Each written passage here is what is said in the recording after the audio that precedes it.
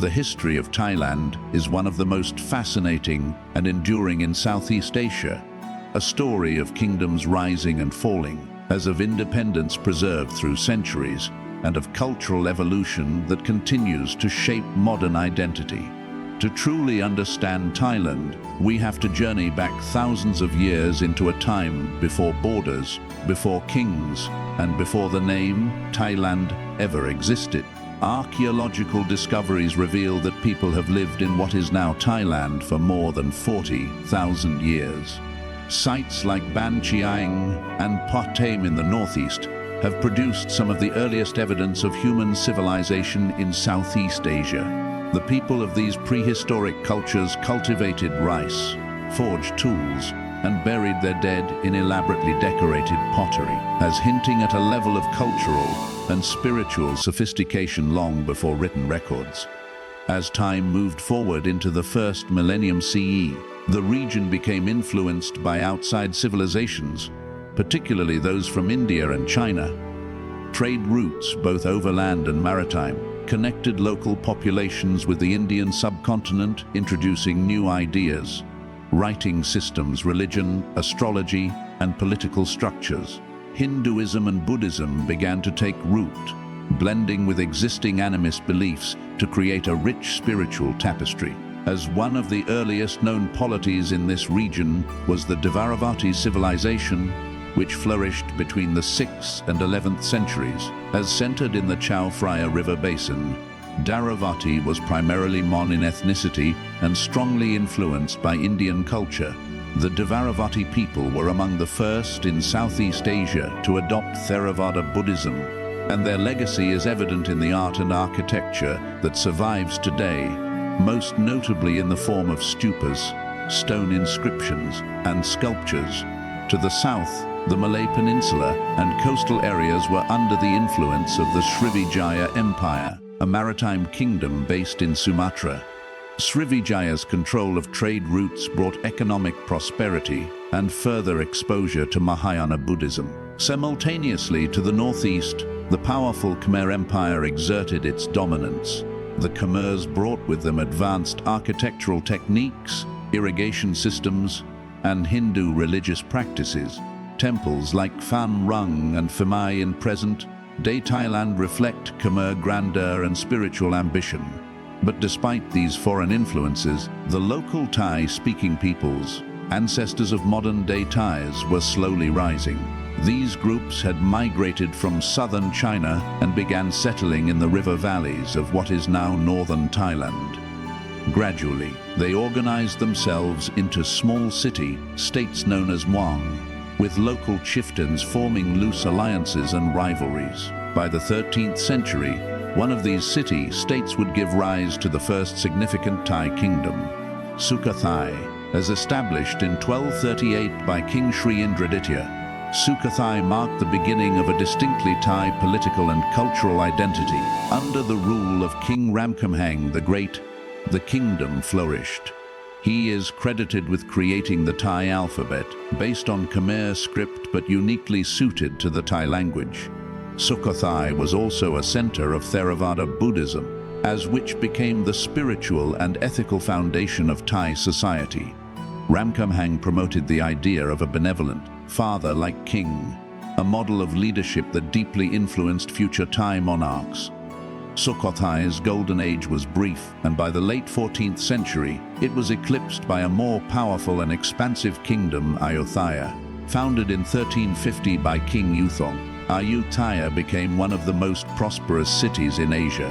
Strategically located along the Chao Phraya River, it became a hub for trade, as diplomacy and cultural exchange. Merchants from China, India, Persia, Japan, and Europe flocked to Ayutthaya, as making it a cosmopolitan capital well ahead of its time. Ayutthaya's kings ruled with authority and ambition, as they built vast palaces and temples, patronized literature and the arts, and expanded their territory through both diplomacy and conquest. The kingdom maintained diplomatic missions with China and forged alliances with European powers such as Portugal, France, and the Netherlands. This global outlook helped Ayutthaya thrive while maintaining its cultural independence. Despite its grandeur, Ayutthaya was frequently at war, especially with its western neighbor Burma. These conflicts would prove fatal in 1767 after a prolonged siege. As the Burmese army invaded and sacked Ayutthaya, the city was burned to the ground. Temples, records, and priceless cultural treasures were lost forever.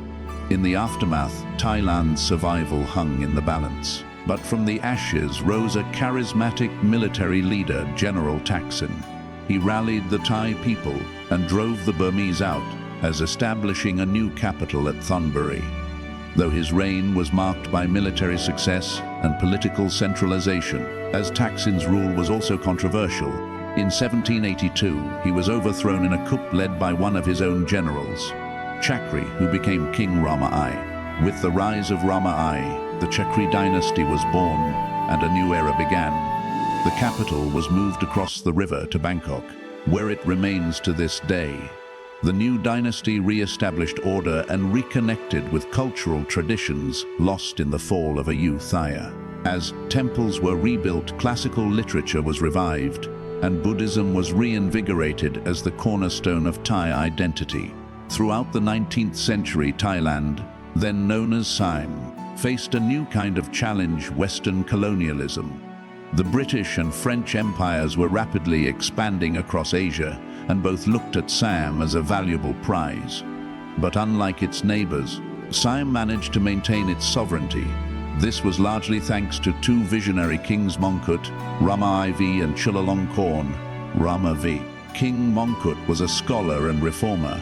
Fluent in English and Latin, he negotiated treaties with Western powers, opening the country to trade while carefully avoiding colonization.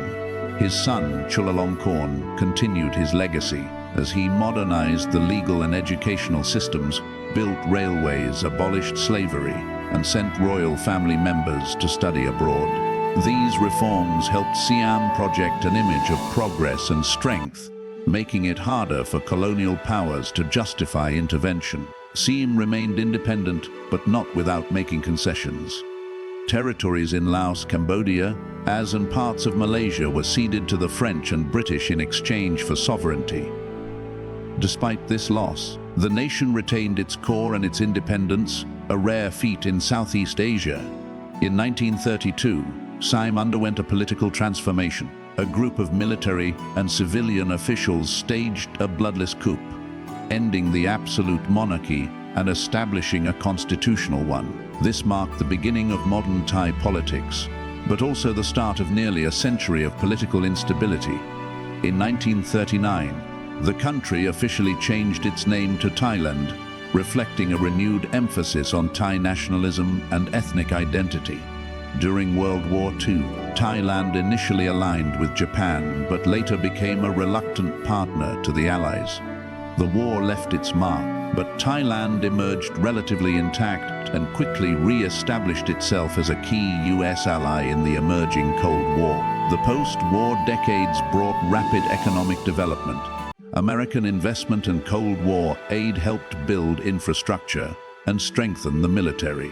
Bangkok became a symbol of Thailand's transformation, growing into a sprawling metropolis filled with skyscrapers, temples, markets. As by the 1980s and 1990s, Thailand had become one of the Asian tigers, known for its export-driven economy, growing middle class, and booming tourism industry. But democracy in Thailand has never been straightforward. The country has experienced more than a dozen military coups since the 1930s. Elected governments have repeatedly clashed with the monarchy, the military and conservative elites. Mass protests led by student groups, labor unions, and populist movements have regularly shaken the capital. The 21st century has been no less turbulent. Former Prime Minister Thaksin Shinawatra, a populist billionaire, was removed in a military coup in 2006, sparking years of political unrest between the red shirts, his supporters, largely rural and working class, and the yellow shirts, representing royalist and conservative interests. This division continues to influence Thai politics today. Through it all, as the monarchy has remained a central institution, King Bhumibol Adulyadej, who reigned from 1946 until his death in 2016, was widely revered as a moral compass and a symbol of unity. His passing marked the end of an era. His son, King Vajiralongkorn, as now presides over a country navigating complex questions about identity, governance, and the future of the monarchy itself. Modern Thailand is a country of contrasts. It balances the spiritual and the commercial, the ancient and the modern, the rural and the urban. It is a land where Buddhist monks chant beneath neon signs, where rice paddies stretch beyond glass cities, and where tradition holds strong even as global culture races forward. From prehistoric communities to the grandeur of Ayutthaya, from colonial resistance to constitutional crisis, as from sacred rituals to skyscrapers, Thailand's history is as rich and diverse as its people. It is a country that has continuously adapted, reinvented itself, and survived through resilience, diplomacy, and cultural depth.